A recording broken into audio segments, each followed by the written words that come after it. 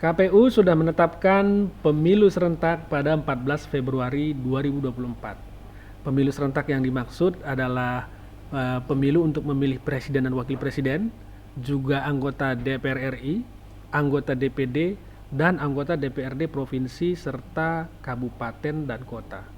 Setelah itu kita akan kembali memilih pada 27 November 2024. Pada pemilu tersebut, kita akan memilih gubernur, bupati, dan wali kota. Ini artinya sejak era reformasi kita pertama kalinya akan menggelar pemilu serentak yang melibatkan banyak sekali calon anggota legislatif, dan tentunya ini berbarengan juga saat kita harus memilih presiden dan wakil presiden. Sebagai negara demokrasi terbesar di dunia, ini akan menjadi hajatan yang menarik perhatian banyak orang, baik dari dalam negeri maupun luar negeri, karena teman-teman tahu yang namanya pemilu itu bukan cuma hajatan partai politik dan kader partai politik, tetapi juga konsultan profesional atau kita bisa sebut kalangan swasta, termasuk yang akan menjadi bahasan kita hari ini. Kita akan membahas satu kalau saya bilang platform atau perusahaan yang rintisan digital yang menawarkan kebaruan dengan sentuhan teknologi dalam proses pemilu. Ini menarik sekali karena dalam sejarah demokrasi kita yang sebetulnya tidak bisa dibilang terlalu panjang tapi tidak juga terlalu muda.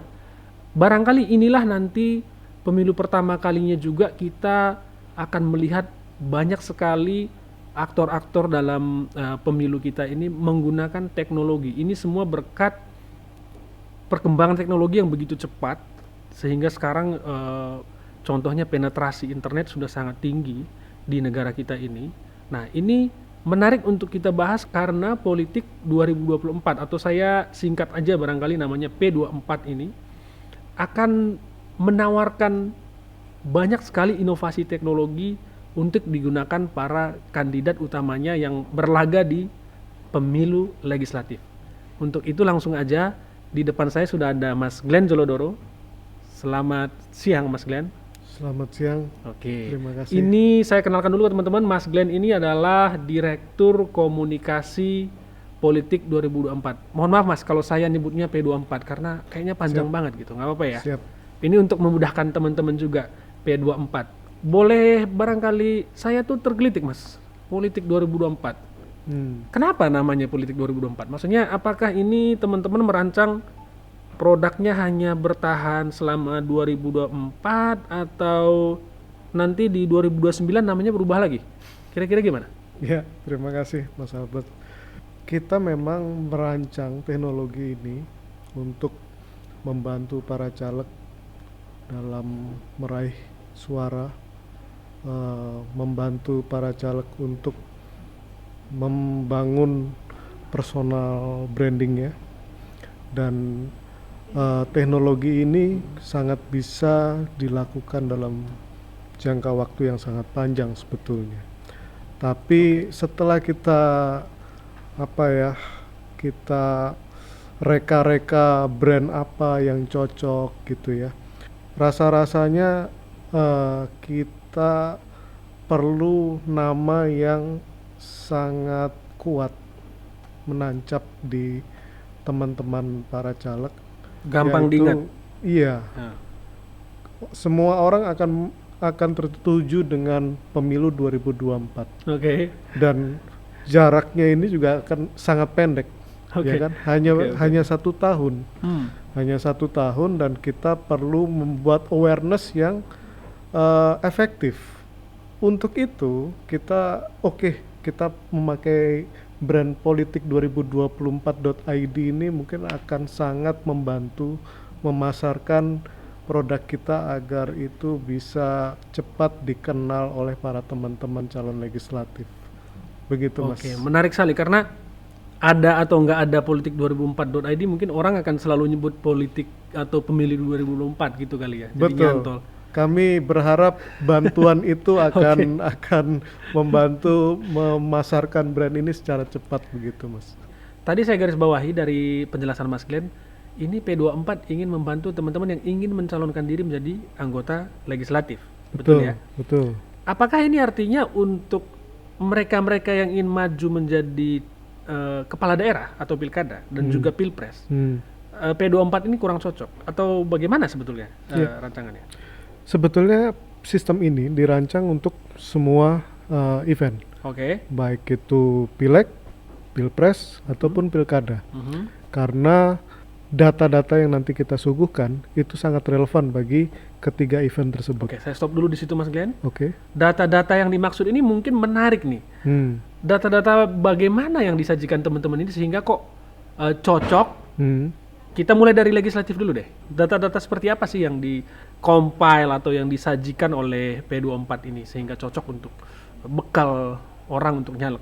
Kita di awal mengumpulkan dari berbagai macam data. Pertama dari data KPU misalnya. Data KPU itu semua tingkatan? Semua sampai level TPS. Sampai level TPS. Kemudian data Dukcapil, kemudian data BPS. Data BPS. Nah, ketiga data yang sangat besar itu kita structuring, kita olah agar semuanya itu bisa memberi artikulasi kepada teman-teman peserta baik itu pileg, pilpres dan pilkada. Nah, sebentar. Kalau konteksnya pemilu kan ini datanya berarti kalau demografinya berarti minimal harus 17 tahun ke atas. Betul, gitu kan ya, karena itu mereka yang punya hak pilih. Betul. Nah, menarik ini Mas. Selain KPU yang tadi dari TPS sampai level paling atas, kemudian Dukcapil, ini ada pengkategorian lagi nggak? Misalnya, taruhlah saya mau maju dari Sumatera 1 misalnya. Dan saya oleh partai ditugaskan di sana, hanya karena saya dari Sumatera, padahal saya nggak ada pengalaman untuk nyalek. Kalau saya pakai layanan P24 ini, kira-kira apa aja yang akan saya dapat sebelum katakanlah menyusun strategi yang pas atau yang paling cocok gitu untuk memenangkan suara di daerah tersebut. Kira-kira data apa yang akan saya dapat? Sebetulnya untuk pertama teman-teman caleg itu biasanya mencari data histori pemilu 2 periode ke belakang. Kan? Bagaimana pergerakan atau kekuatan partai misalnya. Karena partai itu ada hubungannya dengan teman-teman, dia akan diusung dari partai mana misalnya. Betul. Kemudian peta kekuatan legislatif yang sudah terpilih di jadi kita bisa cek petahana, perolehan suara, orang-orang yang nggak kepilih. Betul. Di mana seorang caleg itu menang dan di mana dia kalah sampai di level TPS. Nah, artinya saya bisa paham betul, katakanlah Mas Glenn petahana. Saya bisa paham betul kantong suara Mas Glenn itu di TPS itu di mana, saya bisa cek di semua bisa dicek. Semua bisa dicek. Sebetulnya di KPU sendiri sebetulnya kita bisa cek. Tetapi format datanya itu kan biasanya Excel, ya kan? Nah, dengan P24 kita sudah suguhkan data-data tersebut itu sudah diolah artinya? Sudah diolah, sudah diberikan konteks-konteks yang nanti bisa membantu dan relevan untuk kepentingan teman-teman caleg. Nah, itu ada pengayaannya nggak? Data kan ini berkembang Mas. Kalau misalnya pemilu sebelumnya, apalagi 2 pemilu sebelumnya gitu, ini kan masyarakat mungkin bertambah, ya toh. Terus mungkin ada yang sudah meninggal, ada yang sudah pindah ke tempat lain. Nah, ini semuanya kan berpengaruh ya. Kalau saya mau nyalek dari daerah tertentu. Nah, ini ada updating nggak data ini? Atau teman-teman senantiasa ngecek data terbaru dari 3 institusi tadi? Atau bagaimana? Nah, itulah mengapa kita gabungkan data KPU tersebut dengan data-data dari misalnya Dukcapil. Dari Dukcapil itu kita bisa membuat sebuah prediksi, ya kan? Umur-umur yang misalnya di 2019 belum punya hak pilih, ketika kita kotakkan itu atau kategorikan, ya kan, di umur tertentu, di 2024 mereka akan mempunyai hak pilih. Jadi nanti di situ kita bisa hitung sebetulnya berapa persen pemilih baru yang akan mendapat hak pilih di 2024. Nah, data pemilih itu satu hal, perolehan suara juga hal yang penting. Kemudian kantong-kantong pesaing saya, penting juga. ada data lain nggak kira-kira yang ditambahkan atau dari data ini diolah lagi, misalnya umur kelompok 17 sampai 24 ada sekian persen, kemudian 24 sampai 34 segini, 44 ke atas, 65 atas seperti biasa kita lihat di medsos itu kan ada tuh Mas. Nah, itu maksud saya apakah ada kategorisasi seperti itu sehingga katakanlah saya caleg baru, ya kan? Nggak mungkin kan Mas saya bikin materi campaign yang sama untuk orang yang 65 plus dan 17 ke 24. Nah, ini ada nggak kategorisasinya? Terus kemudian apakah ada pengaian data lagi yang misalnya kelompok usia ini itu sepertinya hobi mereka ini atau cara menyampaikannya begini atau mereka paling aktif di medsos tertentu katakanlah kalau di medsos sampai ke sana kah P24 ini atau enggak? Iya, tentu saja sampai ke sana. Jadi kita kategorikan umur-umur para pemilih itu berdasarkan jenis generasinya. Oke, baby boomers kah? Baby boomers kah atau generasi X ya. dan generasi milenial misalnya. Dan tentunya yang sekarang Terakhir lagi dalam banyak sekali perbincangan generasi Z. Generasi Z. Ya, dan mereka itu kan mempunyai karakter yang berbeda-beda. Misalnya generasi milenial itu adalah generasi transisi, ya kan? Ketika lahir mereka belum terpapar oleh teknologi digital. Tetapi setelah mereka beranjak dewasa, mereka sudah mulai terpapar teknologi digital, sehingga banyak keputusan dari mereka itu dipengaruhi oleh digital, ya kan? Dan kemudian generasi Z juga begitu.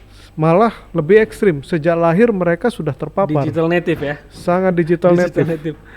Nah, di situ kita kelompokkan berapa populasi di generasi Z misalnya, berapa kelompok generasi milenial itu kita bisa ketahui melalui dashboard P24.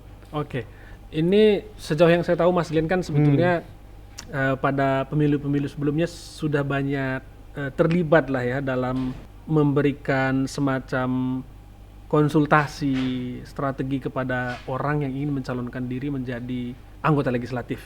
Nah, ini penting nih Mas Glenn karena untuk teman-teman yang baru mencalonkan misalnya, mungkin Mas Glenn bisa berbagi bukan tips ya, tapi berbagi pengalaman cara mengemas pesan yang pas kepada setiap kelompok generasi tadi itu sebaiknya bagaimana sih gitu. Maksud saya, apakah saya harus menyesuaikan seperti tadi saya bilang, menyesuaikan kelompok umurnya atau satu untuk semua aja? Ya, tentu saja di era digital sekarang kita harus betul-betul memahami setiap generasi itu mempunyai perilaku yang berbeda. Nah, sehingga materi kampanye untuk nanti di pileg itu juga perlu lebih ditargetkan ke target-target yang bisa disesuaikan yang supaya umur, pas. Umur, generasinya dan relevansinya terhadap kehidupan mereka. Ya, misalnya generasi Z, mereka sangat memperhatikan isu-isu misalnya isu lingkungan, ya kan? Lingkungan, mental health, ini anak-anak sekarang nih Mas. Anak-anak sekarang. Healing ya. Betul. Kemudian kalau generasi milenial misalnya bagaimana mereka bisa berinvestasi untuk masa depan, ya kan? Atau misalnya generasi X sudah bermain di gagasan-gagasan yang besar misalnya. Nah, kelompok-kelompok generasi itu sangatlah memiliki cara berpikir yang berbeda sehingga materi kampanyenya pun sangat berbeda. Sedikit penegasan, artinya kalaulah saya sekarang tadi balik lagi ya ke Dapil Sumatera, nggak cukup lagi dengan pasang baliho di setiap perempatan, pasang spanduk, nyumbang-nyumbang sembako seperti yang sudah dilakukan sekarang ini. Nggak cukup? Menurut saya tidak cukup lagi. Nggak cukup ya? Karena mereka memahami baliho itu tidak polusi seperti kota dulu. Atau bagaimana? Tidak seperti dulu ya. Ada yang melihat itu adalah polusi pemandangan misalnya kan. Lalu kemudian apa sebetulnya pesan dari baliho tersebut ya kan. Nah, dan mereka jangan lupa generasi milenial dan Z itu sangat literasinya tinggi. Literasi digitalnya tinggi dan jam mereka mengakses smartphone itu juga sangat tinggi. Sekitar 7 sampai 9 jam per hari. 7 sampai 9 jam per hari. 7 sampai 9 jam per hari. Oke, ini menarik lagi. Bagaimana Mas? Tadi kan data sudah ya dari 3 institusi kalau nggak salah, oke. Terus kemudian data perolehan suara saya sudah dapat, oke. Pembagian berdasarkan usia, oke, saya sudah dapat. Nah, selanjutnya kan pertanyaan saya, setelah data ini saya dapat, oke, saya rancang katakanlah strategi komunikasi yang paling pas dengan calon-calon potensial pemilih ini gitu kan. Nah, pertanyaan berikutnya kan, apakah P24 berhenti sampai di situ? Atau saya boleh minta lebih? Mas Glenn, kayaknya toolsnya bagus banget ini. Boleh nggak ya, Mas Glenn bantu saya juga untuk bikinkan materi campaign yang pas, terus kira-kira delivery-nya lewat mana ya? Kan tadi teman-teman 8 sampai 9 jam di smartphone. Saya harus gimana? Saya harus bikin website, bikin akun medsos, harus belas SMS atau WA, atau saya cukup pasang di iklan di portal media online misalnya. Ini sampai sejauh itu atau cukup pokoknya datanya ini, silakan setelah itu Bapak mau ngapain gitu atau gimana? Ya. Tentunya kita ketika mendesain P24 ini, kita ingin sistem ini menyediakan solusi dari hulu sampai hilir. Nah, ini menarik. Jadi ketika di hulu kita tadi sudah menyediakan data-data yang diperlukan oleh para caleg. Kemudian ketika berstrategi pun kita juga suguhkan data-data bagaimana potensi dapil tersebut, atau juga potensi yang dimaksud apa tuh? Misalnya apakah dapil tersebut sudah mempunyai literasi pendidikan misalnya yang cukup baik. Kemudian tingkat pendidikan. Tingkat pendidikannya seperti apa? Kemudian tingkat data pengguna smartphone ada? Data pengguna smartphone tentu saja ada. Kemudian termasuk medsosnya juga? Medsosnya juga ada. Kemudian juga data pekerjaan, profesi, ya kan? Berapa yang pengangguran? Profesinya lebih banyak di mana? Berapa yang pelajar? Betul. Kemudian data, intinya banyak data di situ ya, melingkupi ekonomi, politik, sosial, budaya kita siapkan di P24. Sehingga teman-teman para calon legislatif itu bisa mendesain narasi-narasi yang sangat relevan bagi situasi di dapil tersebut. Pertanyaan saya tadi Mas, apakah P24 melayani sampai dengan pendampingan? Itulah bahasa sederhana saya. Nah, ini dia. Ketika kita membuat ini kita sangat memutar otak. Ketika ada ribuan calon legislatif yang menggunakan jasa kita gitu ya. Kita kan tidak mungkin melayani satu persatu atau mendampingi satu persatu. Biasanya mereka sudah punya tim sukses juga. Cuman siapa tahu ketemu caleg yang pengen pendampingan itu memungkinkan atau enggak. Iya. Nah, di sini kita menyediakan solusi yang bisa diakses oleh semua caleg untuk melakukan kampanye secara digital. Oh, kampanye digital juga? Kampanye digital. Artinya ada selain data, ada platform untuk kampanye? Sampai berkampanye, betul. Sampai berkampanye. Jadi ketika mereka sudah mempunyai strategi, kemudian mereka menentukan target mana yang mereka sasar. Misalnya di kelurahan A, itu narasinya harus tentang misalnya kenaikan harga beras misalnya. Di sana mungkin soal daging sapi. Di kecamatan B tentang ketahanan pangan, atau di kecamatan C tentang pendidikan misalnya. Nah, di situ kan target-targetnya sangat berbeda dengan narasi yang berbeda. Nah, kampanye digital itu memungkinkan teman-teman calon legislatif bisa mendeliver narasi-narasi atau pesan-pesan sesuai dengan kebutuhan di masing-masing daerah, wilayah secara targeted. Bicara soal isu Mas, tadi kan ada beras lah, harga daging lah. Ini artinya day to day-nya pun teman-teman P24 ini memantau isu di semua daerah, atau bagaimana? Ya. kita pantau semua isu.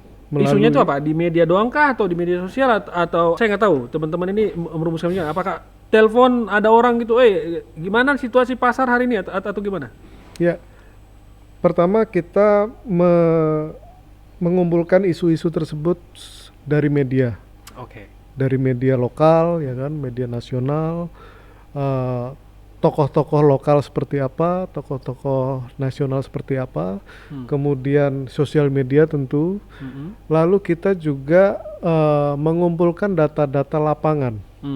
Data-data lapangan ini data-data yang sepertinya tidak muncul di media atau media sosial.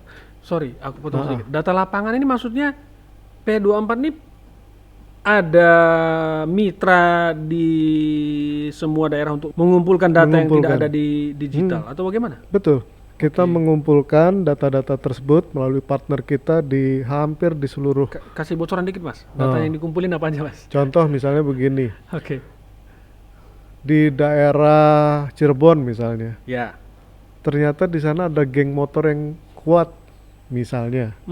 Nah, ketika ada geng motor yang kuat atau yang berdampak bagi masyarakat tersebut, entah itu negatif atau positif ya, ancaman keamanan atau keresahan gitu ya. Betul. Teman-teman caleg kan bisa bermain di situ, bermain narasi di situ. Apakah itu bisa dirangkul? Mereka bisa dirangkul atau diangkat isunya, atau mereka mempunyai solusi misalnya. Nah, hal-hal tersebut, data-data itu kita kumpulkan yang sangat jarang diangkat di sosial media dan media. Nah, sehingga diharapkan teman-teman caleg itu mempunyai pemahaman yang sangat dalam untuk membuat strategi. Kursi. Betul. Saya sudah nangkep Mas. Kalau kampanye tradisional itu kan kita bisa menjual diri atau mempromosikan diri lah ya, supaya orang aware bahwa kita mencalonkan diri dari dapil tertentu dan ini foto kita, ini visi misi kita. Kita pasang semua baliho, spanduk dan lain-lain di berbagai daerah. Digital ini selain tadi penyesuaian pesan untuk target pemilih yang lebih tepat, apakah memungkinkan juga, kan saya pengen tahu nih, kalau saya pasang pesan A, kira-kira reaksi orang gimana gitu? Apakah saya diomonginnya baik atau buruk? Sehingga saya bisa menyesuaikan lagi, kan ini ada masa kampanye yang agak panjang. Ini memungkinkan nggak begitu Mas? Atau misalnya saya katakanlah menyampaikan pesan melalui media sosial saya gitu, ya kan? Tapi orang sebetulnya nggak suka. Cuman karena dia nggak enak, dia nggak komen di medsos saya gitu. Itu bisa dicari nggak tuh data-datanya ya? Tentu saja kita bisa cari karena dari data-data kita, selain dengan volume popularitas dia di media sosial atau di media, itu kita juga bisa mengidentifikasi berapa persen suara negatifnya atau berapa persen suara positifnya. Yang ngomongin orang itu? Iya, gitu. Betul. Oke. Nah, ketika itu positif misalnya berarti pesannya itu kan diterima oleh teman-teman atau oleh konstituen, calon konstituen para teman-teman caleg. Atau misalnya sebaliknya kalau itu negatif, ya kita bisa rekonfigurasi lagi pesan-pesan itu seperti apa yang lebih mengena. Pertanyaan juga yang nggak kalah penting ini Mas Glenn. Indonesia ini kan luas banget. Akses kita terhadap internet, terhadap smartphone, televisi bahkan, itu kan tidak merata di satu provinsi dengan provinsi lainnya. Biasanya kan kita kategorisasinya hanya Jawa dan luar Jawa. Jawa sebagai yang infrastruktur sangat matang, luar Jawa ini umumnya juga ya bagian timur lah ya, dan juga mungkin bagian paling barat. Nah, pertanyaan saya, kalau saya dapat dapilnya di Aceh sana Mas, atau di NTT, atau di mungkin Maluku, apakah P24 ini bisa tetap efektif saya gunakan, atau batasan-batasannya seperti apa sebenarnya? Bila mana saya cocok pakai, bila mana saya sepertinya kurang cocok pakai. Karena tidak mungkin kan ini perfect tools yang bisa dipakai di mana aja, kapan saja, dan di mana aja cocok gitu. ketika kita mengumpulkan data-data ini, memang jujur kita agak kesulitan ketika mengolah data-data histori pemilu dari Indonesia Timur. Misalnya seperti Papua. Karena yang kita tahu di sana sistem pemilunya juga berbeda. Iya, unik, betul. Pakai noken. Karena kepala suku, ya kan, kepala suku milih siapa, kemudian diasumsikan masyarakat dari suku tersebut juga memilih sesuai dengan pilihan kepala sukunya. Nah, sehingga kita tidak bisa menjadikan data tersebut sebagai acuan. Ngomong-ngomong soal data dan betapa susahnya data dari Papua tadi, barangkali ada anggota KPU juga yang nonton ini, Mas. Ada nggak sih? Semoga. Ada nggak sih masukan atau temuan menarik dari input data-data ini, atau misalnya apakah di berantakan atau bagaimana, atau ada format yang menurut teman-teman sepertinya 2024 ini kalau dibikin begini data kita akan jauh lebih berintegritas dan bisa lebih mudah diakses publik, karena ini kan data publik juga gitu. Iya. Sebetulnya kami juga tidak punya pengalaman ya bagaimana proses dari TPS gitu ya, kemudian direkapitulasi sampai data di pusat KPU ya. Iya.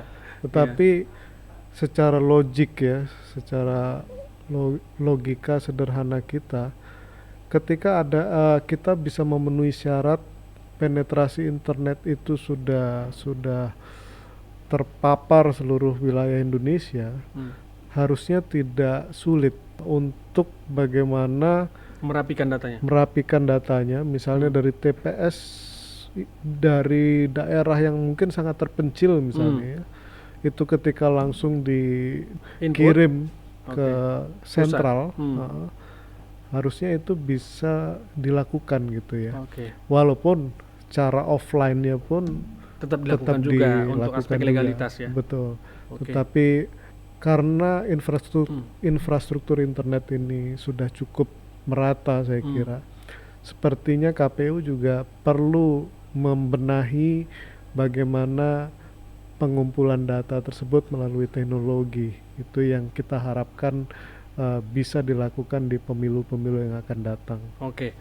Untuk data-data yang tidak tersedia secara online, tadi kan saya dengar Mas Glenn dan tim punya tim lagi di daerah untuk mengumpulkan data. Nah, ini tersedia di seluruh provinsi kah atau di wilayah tertentu saja atau gimana, Mas? Misalkan kayak tadi saya dari Sumatera misalkan, Sumatera, apakah di daerah saya itu ada juga data-data yang lebih lengkap lagi sehingga saya betul-betul tahu kondisi di daerah tersebut?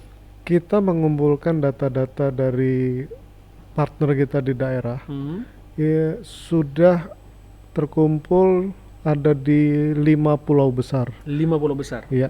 Sumatera, Kalimantan, Sulawesi, Jawa, dan Kepulauan Nusa Tenggara, termasuk Bali. Juga ya, sampai Nusa Tenggara ya? Iya. Ya, untuk fase kedua mungkin kita bisa mulai lagi nanti di Maluku dan Papua. Cuman kita fokus bagaimana membenahi atau mengumpulkan data-data di 5 pulau besar tersebut. Jadi ini diharapkan bisa menjadi amunisi yang sangat kuat atau yang sangat powerful untuk teman-teman calon legislatif yang membangun narasi-narasi yang berbeda dari pemilu sebelum-sebelumnya. Saya kok melihat gini, Mas ya, kalau datanya seperti yang disampaikan tadi, sepertinya P24 ini paling cocok untuk anggota DPR RI dan barangkali DPD dan juga DPRD provinsi kali ya, yang artinya dia kebagian dapil yang luas, yang kalaupun dia harus datang ke semua daerah di dapil itu akan menghabiskan biaya yang sangat besar sekali kan. Nah, asumsi ini asumsi saya gitu. Tapi menurut teman-teman ketika merancang ini bagaimana, atau punya pandangan lain, misalnya sebetulnya enggak di kabupaten pun cocok-cocok aja gitu, atau gimana?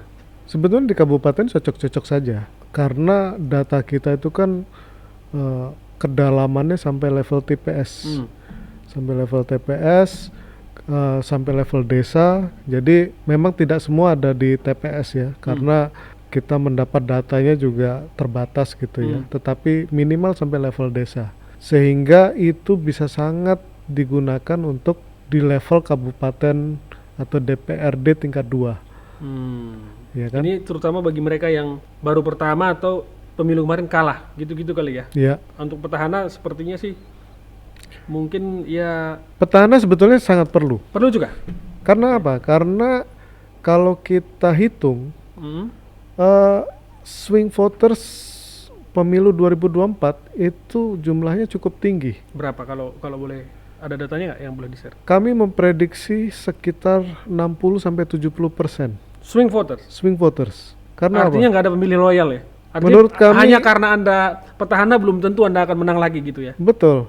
Karena apa? Karena pertama ada suara-suara yang ditujukan kepada calon legislatif pemilu yang lalu, tetapi mereka kalah misalnya. Itu kan mereka masih bisa bergeser tuh. Betul. Lalu yang kedua pemilih pemula, itu juga masih bisa bergeser. Mereka masih bisa kemana saja. Nah jadi kalau kita hitung, kita gabungkan data para pemilih yang tidak memenangkan kursi, dengan atau ditambah dengan pemilih pemula, itu bisa 60-70%. Oke Mas Glenn, kita udah banyak banget diskusi soal politik 2024 ini. Tapi kayaknya nggak afdol kalau kita nggak bisa lihat barangnya. Bisa didemokan nggak? Tak kenal maka tak sayang. Kenal maka tak sayang. Ini kita sudah siapin monitor khusus untuk demo produknya. Nah, ini kira-kira seperti ini. Bukan kira-kira lagi. Akan seperti ini dashboard yang nanti akan ditampilkan untuk teman-teman para calon legislatif. Wah, ini kampung halaman saya nih Mas, Sumatera. Kita menyasar kebetulan ini di Sumatera Utara 1, Dapil Sumatera Utara 1, ya kan?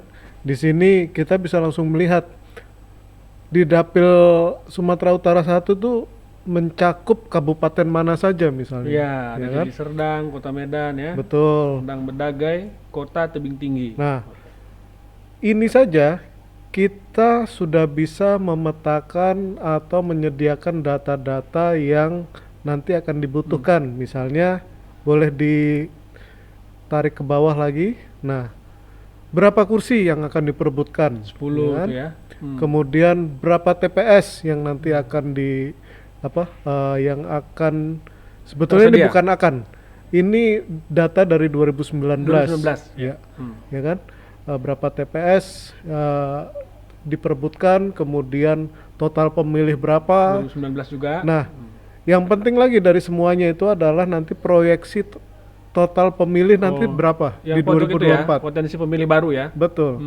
Nah, lalu dari total proyeksi pemilih 2024 kita bisa pecah lagi kategori yang tadi kita diskusikan adalah berapa sih Gen Z-nya, berapa sih milenialnya. Di pojok kanan itu ya? Betul.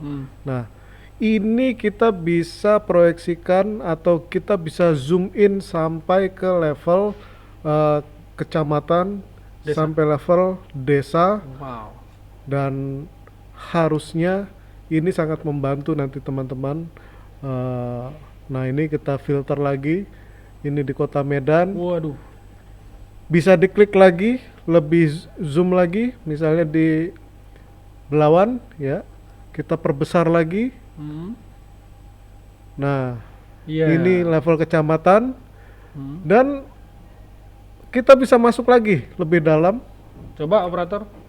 Diklik lagi, Belawan 2 misalnya, sampai level desa kita bisa zoom ya kan? Dan kalau langsung ke paling bawah misalnya, terus, nah di Belawan kita bisa mengetahui bagaimana ya potensi pemilih baru, generasi Z, milenial, dan seterusnya. Dan ini distribusi usia penduduk ini Mas? Betul.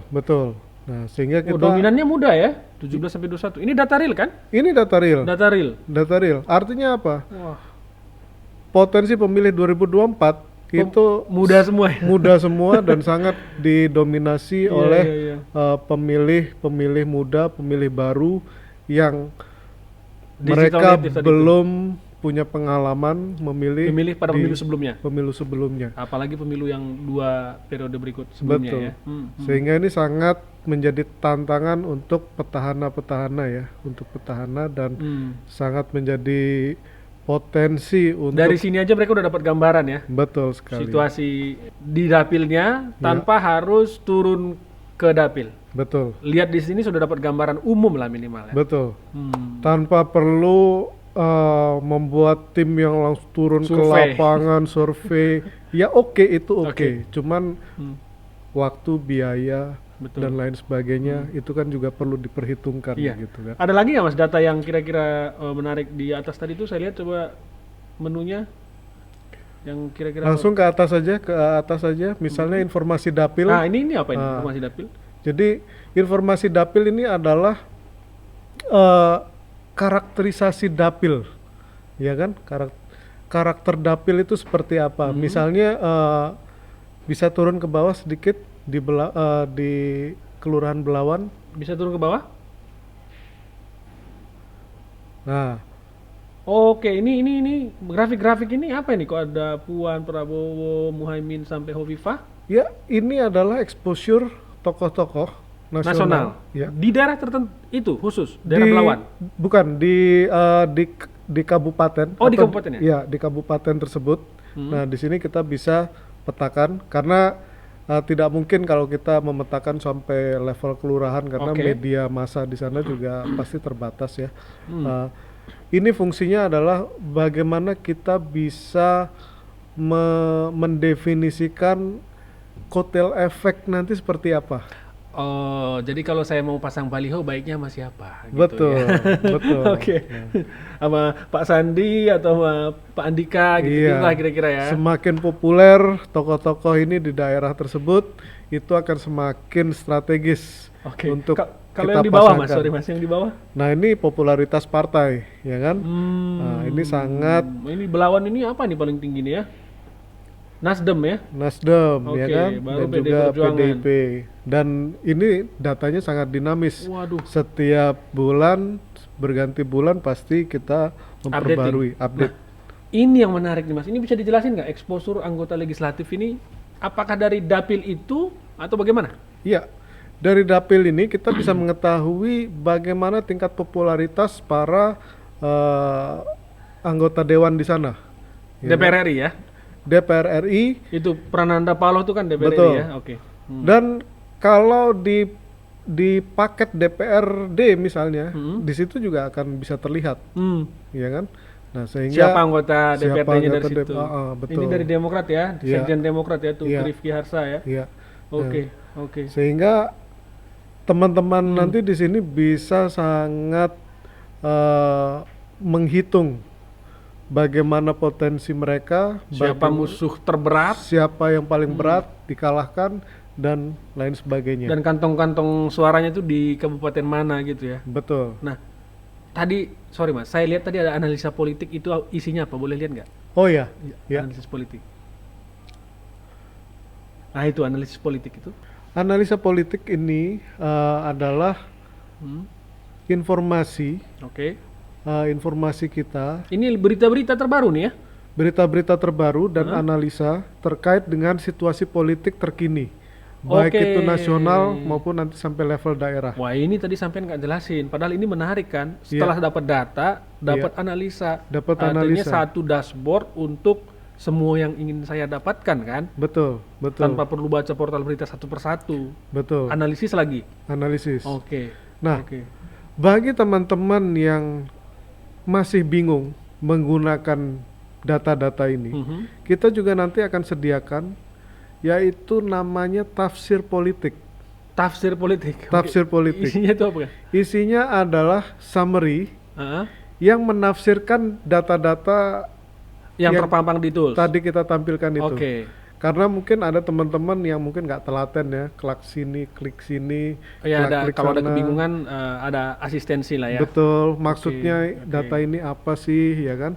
Nah, kita akan sediakan tafsir politik, bagaimana men-summary data-data tersebut menjadi sebuah laporan yang cukup insightful, Yang pendek aja gitu yang kali ya. pendek aja, dan Oke. mereka bisa mendapat, oke, ternyata data-data ini bisa digunakan untuk strategi-strategi mereka ke depan.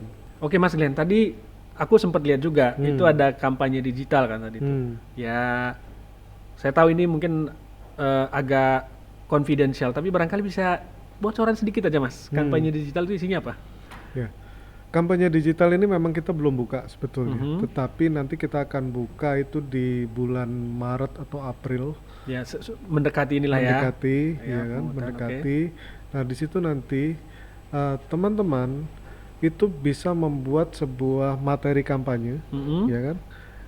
Mereka bisa menyasar di daerah mana mereka ingin deliver Message-nya ya dan kan? kelompok usia mana gitu. Dan kelompok usia mana. Oke. Dan di situ mereka bisa menentukan budgetnya seperti apa, ya kan. Dan harusnya sangat-sangat terjangkau. Sangat terjangkau ya. Sangat terjangkau, dan ketika itu ditampilkan itu hanya khusus bisa diterima di Daerah itu daerah yang sudah kita tentukan. Bisa otomasi juga, misalnya saya mau pasang jam 9 pagi deh. Bisa, Bisa. bisa. Memudahkan banget ini ya untuk tim berarti ya. Betul, betul. Oke. Jadi kita berharap kampanye tersebut itu bisa sangat efektif. Menyasar ke orang-orang yang memang punya potensi untuk memilih. Wah, menarik. Ini jadi penasaran. Boleh kasih tahu kita nggak Mas, harganya kira-kira ya startingnya berapa kira-kira untuk layanan paling basic supaya kalau ada teman-teman caleg yang nonton kan pengen tahu harga. Harga ya. Harga ini sudah kami olah atau sudah kami diskusikan panjang lebar di tim internal, dan kami ingin harga ini bisa sangat menjangkau teman-teman dari seluruh lapisan, dari DPRD kabupaten, provinsi sampai DPR RI, dan kami garansi harga ini adalah harga yang paling affordable, paling terjangkau. Tidak mahal-mahal, mungkin hanya sekitar 0,5 sampai 1% dari budget kampanye teman-teman caleg. Tapi belum ada bocorannya nih. Kira-kira startingnya di berapa tuh kira-kira? Kira-kira aja lah, range kira-kira berapa? Untuk DPR RI, saya langsung saja hanya di 29,5 juta. 29,5 juta untuk periode? Untuk periode 1 tahun sampai 1 tahun. 1 tahun sampai berakhirnya masa pemilu. Ini serius nih, 29,5 juta untuk DPR RI 1 tahun. Betul. Kalau biasanya mungkin per bulan itu ya, harga per bulan. Kalau ini tidak, ini 1 tahun. Teman-teman bisa akses dashboard ini sesuai dengan dapilnya selama 1 tahun, dan setiap bulan teman-teman juga akan mendapat update termasuk informasi tadi analisis tadi, kemudian bisa berkampanye digital, ya kan, selama 1 tahun. Oke. Thank you banget nih Mas Glenn. Sama-sama. Sudah banyak banget yang kita bahas, tapi biar nggak kepanjangan, ini kita udahin dulu, nanti kita lanjut lagi, mungkin kita bisa bicara data lebih dalam lagi ya. Siap. Tapi ini kita harus usai dulu. Bagi teman-teman yang mau nyalek di 2024, bisa langsung kunjungi website politik2024.id, dan di akhir video ini nanti kami juga mungkin tampilkan contact person bagi yang ingin inquiry, kalau ada yang ingin tahu produknya seperti apa, apakah ada masa free trial atau bagaimana, itu bisa langsung kontak ke nomor yang sudah kami sediakan. Akhir kata, saya Albert dan tim yang bertugas, teman-teman semua, terima kasih bagi yang sudah nonton. Jangan lupa nanti subscribe dan share video ini jika Anda suka. Dan thank you sekali lagi Mas Glenn. Sampai ketemu lagi. Senang Di sekali. episode 2 kita ketemu lagi. Siap. Harus ketemu lagi. Bahas Ya. yang Ya. ini nggak ada habisnya ini. Nggak ada habisnya. Nggak ada habisnya. Cukup Thank banyak. you Mas Glenn, thank you. Politik2024.id, bangun strategi, raih kemenangan kursi. Jangan sampai kursi Anda hilang. Beli segera. Mulai dari 18,5 juta rupiah. Anda bisa gunakan sampai pemilu selesai.